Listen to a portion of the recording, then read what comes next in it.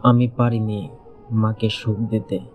আমি কখনো ভেবে দেখি নাই আমার মা শুধু আমার জন্য কতটা হারিয়ে ফেলেছে নিজেকে। ছোটবেলায় ভাবতাম মা সব পারে, কিন্তু এখন বুঝি মা সব করতো, কিন্তু তার নিজের জন্য কিছুই রাখতো না। আমি বড় হয়েছি, কাঁধে দায়িত্ব এসেছে, কিন্তু একটাও দিন নেই যে আমি বলতে পেরেছি মা আজ তুমি একটু বিশ্রাম নাও।